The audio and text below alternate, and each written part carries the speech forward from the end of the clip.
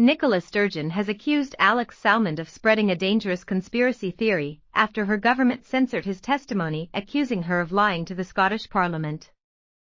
The First Minister said her former political mentor now preferred spreading allegations without subjecting them to scrutiny after he yesterday pulled out of an appearance before an inquiry.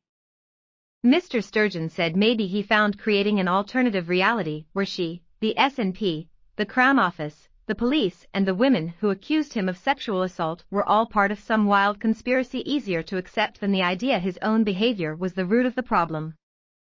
She also denied having any influence over the Crown Office's decision to request that his statement be redacted as her government faces growing accusations of corruption.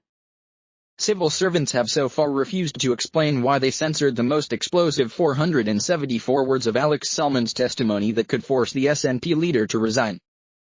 Politicians said the separation of power between prosecutors, the civil service and the SNP had become indistinguishable, and Scotland's public institutions were allowing themselves to be used for political purposes.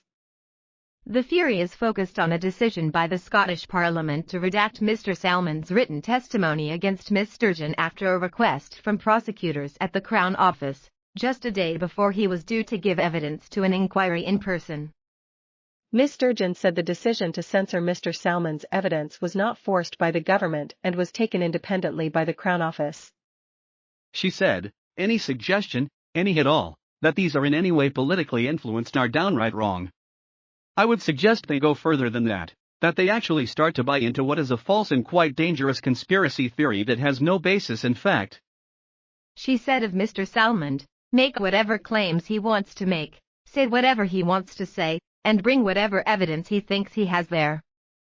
There was no conspiracy theory, and I sometimes think that the preference perhaps of Mr. Salmond is to continue to make those claims without ever subjecting them to the proper scrutiny of the parliamentary committee looking into them." She added, "Maybe creating an alternative reality in which the organs of the state, not just me and the SNP, and the civil service and the Crown Office and the police and the women who came forward were all part of some wild conspiracy against him for reasons I can't explain. Maybe that's easier than accepting that at the root of this might just have been issues in his own behavior. But that's for him to explain if he ever decides to pitch up and sit in front of the committee." It comes as MSPs and Mr. Salmond call for the Lord Advocate, the government's chief legal officer, to appear before Parliament to explain why the evidence that has the potential to damage Sturgeon has been censored, but were repeatedly refused. Parliament chose to censor the most explosive 474 words of Salmond's testimony, which accused the First Minister of lying to Parliament about her knowledge of an investigation into sexual assault allegations against Mr. Salmond. If she is proven to have lied, she could be forced to resign, yet the censors left thousands of words of Mr. Salmond's testimony that do not implicate Ms. Sturgeon untouched. The warning raises the prospect Mr. Salmond could be prosecuted for contempt of court if he discusses the allegations at the Holyrood inquiry, and he last night pulled out of appearing because he says the curbs on his evidence would make it impossible for him to address MSPs. Crown Office prosecutors claim the redacted testimony risks enabling readers to piece together the identity of his sexual assault accusers, but the Scottish High Court previously ruled it does not risk jigsaw identification, and the document has been public for 2 weeks. Tory MSP Miles Briggs slammed the SNP as a cesspit of vipers not fit for government, while party leader Douglas Ross said, "The stench of a cover-up is overwhelming.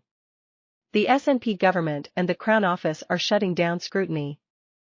Meanwhile, former honorary professor at Glasgow University School of Law Alastair Bonington branded the move a degeneration of the Crown into what appears to be a lickspittle arm of the current SNP government.